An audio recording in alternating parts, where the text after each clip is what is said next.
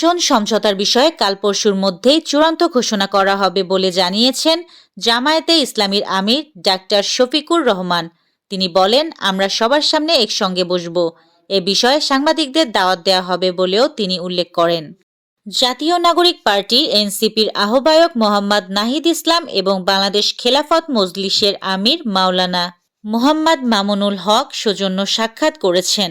সোমবার রাজধানীর মোহাম্মদপুরে মামুনুল হকের ব্যক্তিগত কার্যালয়ে এই বৈঠক অনুষ্ঠিত হয়। আসন্ন ত্রয়োদশ জাতীয় সংসদ নির্বাচনকে সামনে রেখে প্রকাশিত এক জনমত জরিপে বিএনপি ও বাংলাদেশ জামায়াতে ইসলামের মধ্যে হাড্ডাহাড্ডি প্রতিদ্বন্দ্বিতার ইঙ্গিত পাওয়া গেছে। জরিপ অনুযায়ী বিএনপিকে ভোট দিতে চান 34.7% ভোটার এবং জামায়াতে ইসলামীকে ভোট দেওয়ার কথা বলেছেন 33.6%। এখনও সিদ্ধান্তহীন রয়েছেন 17% ভোটার। কক্সবাজারের টেকনাফ উপজেলার হোয়াইকং সীমান্ত এলাকায় স্থলমাইন বিস্ফোরণের ঘটনায় এক বাংলাদেশি নাগরিক আহত হয়েছেন। গুরুতর ওই ব্যক্তির নাম মোহাম্মদ হানিফ। তিনি হোয়াইকং ইউনিয়নের লম্বাবিল এলাকার ফজল করিমের ছেলে। পেশায় তিনি একজন জেলে। স্থলমাইন বিস্ফোরণে তার ডান পা বিচ্ছিন্ন হয়ে গেছে। 2026 সালের শুরু থেকেই বিশ্বজুড়ে ভূ রাজনৈতিক অস্থিরতা নতুন মাত্রা পেয়েছে।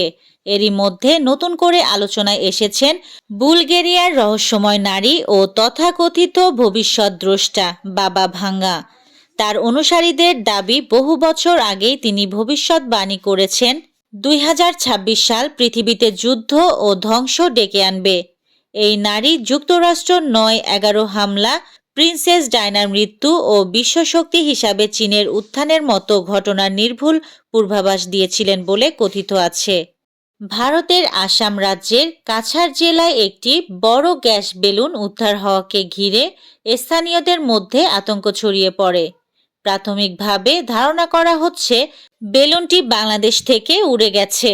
ভারতীয় গণমাধ্যম এনডিটিভি পুলিশের বরাতে জানিয়েছে, বেলুনটির গায়ে বাংলাদেশের সিলেট জেলার গিলাছড়া দ্বিমুখী উচ্চ বিদ্যালয়ের নাম লেখা ছিল। কাছাড় জেলার বরখোলা এলাকায় বেলুনটি উদ্ধার করা হয়। সামাজিক মাধ্যম ইনস্টাগ্রামের প্রায় 1,75,00,000 ব্যবহারকারীর ব্যক্তিগত তথ্য ডার্ক ওয়েবে ফাঁস ও শেয়ার করা হয়েছে। সাইবার নিরাপত্তা সংস্থা ম্যালওয়্যারবাইটস জানিয়েছে, ফাঁস হওয়া ডেটা সেটে ব্যবহারকারীর নাম, পূর্ণ নাম, ইমেইল ঠিকানা, ফোন নম্বর, আংশিক প্রকৃত ঠিকানা এবং অন্যান্য যোগাযোগের তথ্য রয়েছে। খবরটি টিআরটি ওয়ার্ল্ডের।